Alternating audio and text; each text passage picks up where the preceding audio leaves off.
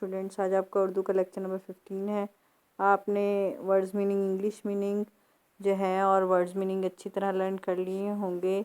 اس کے ساتھ آپ کو واحد جمع کی ڈائری ملی تھی۔ زیادہ تر نیو بکس کو فالو کرنا ہے آپ نے۔ میں نے جو آپ کو سلائیڈ بنا کے بھیجی ہے، اس میں نیو بکس میں جو شامل ہیں وہ آپ کو میں نے جو ہے مارک کروائے ہیں، آپ نے وہ ہی لرن کرنے ہیں۔ آج آپ کی ڈائری ہے، آپ نے خلاصہ لرن کرنا ہے اور ساتھ قواعد و انشاء سے آپ نے کہانی لرن کرنی ہے، قوم کی خاطر ایثار۔ آج یہ ہے پیج نمبر 101 پہ خلاصہ جو ہے وہ آپ کو جو ہے وہ نوٹ ڈاؤن کر لیں۔ گڈ رائٹنگ میں جو ہے آپ نے خلاصہ لکھنا ہے، نظم کا خلاصہ ہے یہ۔ اس نظم میں شاعر بتاتے ہیں کہ پاکستان علامہ اقبال اور مسلمانوں کے خواب کی تعبیر ہے۔ جیسے کہ آپ کو پتہ ہے کہ علامہ اقبال کو جو ہے وہ مفکر پاکستان بھی کہا جاتا ہے۔ علامہ اقبال نے پاکستان کا خواب دیکھا تھا اور قائد اعظم اور مسلمانوں کے بہت سے مسلمانوں کی کوششوں اور جدوجہد سے جو ہے یہ ملک جو ہے وہ معرض وجود میں آیا۔ قائد اعظم کی حوصلہ مندی، بندوں کی محبت اور اللہ تعالیٰ کی رضا سے یہ خواب ایک ملک بن گیا۔ یعنی اللہ کی مرضی کے بغیر تو ایک پتا بھی حرکت نہیں نہ کر سکتا، تو اللہ کی مرضی بھی شامل تھی اور اللہ کے بندوں کی محبت، یعنی اللہ سے بھی محبت اور اپنے مقصد سے بھی جو ہے ان کی لگن تھی۔ اور قائد اعظم کا حوصلہ کہ وہ مشکلات جو ہے انہوں نے برداشت کی، مخالفین کی باتیں برداشت کیں، اور پھر جو ہے یہ اتنی محنت اور کوشش کے بعد یہ ایک خواب جو ہے یہ ایک ملک جو ہے وہ بن گیا۔ اور اب یہ ملک اور اس کی بہادر قوم دنیا کے نقشے پر ایک مضبوط قوم بن کر ابھر رہا ہے، یعنی کہ وطن بن گیا۔ اس کے بعد اس کو معرض وجود آنے کے بعد اس کو قائم رکھنا بھی ایک کام تھا۔ تو یہ جو بہادر قوم ہے، یعنی بار بار کوشش کی گئی دشمن کی طرف سے کہ وہ ملک کا امن جو ہے وہ خراب کر دے۔ نہ صرف سرحدوں پر جو ہے انہوں نے حملے کیے بلکہ ملک کے اندر سے بھی جو ہے بہت سے انہوں نے کوشش کر کے جو ہے ملک کا امن خراب کرنے کی کوشش کی۔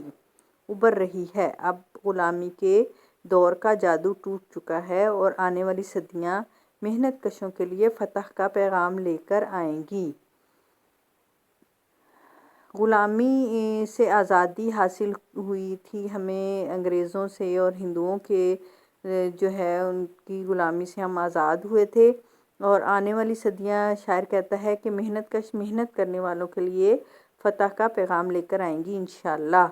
ہمارا پیارا وطن سورج کی مانند روشن ملک بن چکا ہے اور اس ملک کا پرچم خوبصورت چاند تارا ہے۔ آپ نے دیکھا ہوگا ایک شاعر نے کہا ہے، جیسے شاعر کہہ رہا ہے کہ سورج کی مانند روشن ملک بن چکا ہے، یعنی سورج کی جو روشنی ہے وہ تمام دنیا کو روشن کرتی ہے، یعنی اسلام کا پرچم اس ملک کے پاس ہے، تو اس لیے تمام دنیا جو ہے دنیا اسلام جو ہے اس سے منور ہو رہی ہے، اور اس ملک کے پرچم کے اوپر ایک چاند اور ایک ستارہ بنا ہوا ہے جو کہ خوبصورتی کی بھی علامت ہے، اور بہت سی جو ہے جو ہے کونے تارے کے وہ ہمیں اپنے ارکان اسلام کے بارے میں بتاتے ہیں، اور چاند جو ہے وہ امن کا پیغام دیتا ہے۔ بک کا پیج نمبر قواعد انشاء کھولیں، بک کا پیج نمبر 101۔ یہ آپ کو فائنل ٹرم کی ایک سٹوری ہے۔ ایک تھا وہ جنگل جس کے ایک حصے میں ریچھ رہا کرتا تھا اور دوسرے حصے میں بندر۔ ایک دن ریچھوں کے دل جی میں آئی کہ کیوں نہ سارے جنگل پر قبضہ کر لیں، چنانچہ انہوں نے بندروں پر حملہ کیا، انہیں مار مار کر بھگا دیا اور سارے جنگل پر قبضہ کر لیا۔ بندروں سے ان کا وطن چھٹا، جنگل کے پھل چھٹے اور حیران و پریشان آوارہ گردی کرنے لگے۔ یہ حال دیکھ کر ایک بندر کا بہت دل کڑھا۔ اس نے سب کو جمع کیا اور کہا، میری بات مانو، مجھے زخمی کر دو، جگہ جگہ سے کھال نوچ لو اور جہاں سے ہمیں نکالا گیا ہے وہیں پھینک دو۔ میں کچھ تدبیر کروں گا، یعنی طریقہ سوچوں گا، اور ریچھوں کی بلا سے نجات مل جائے گی اور تمہیں اپنا وطن واپس مل جائے گا۔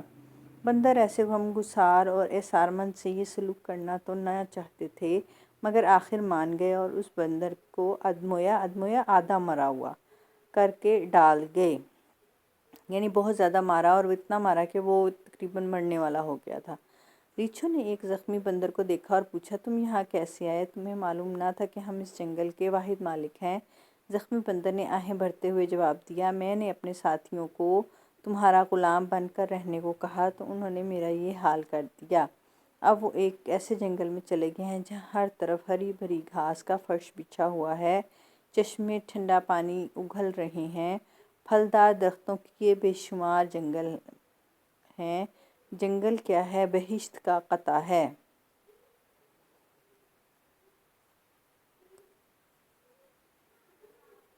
ریچھ حریص تو ہوتے ہی ہیں، حریص کا مطلب لالچی۔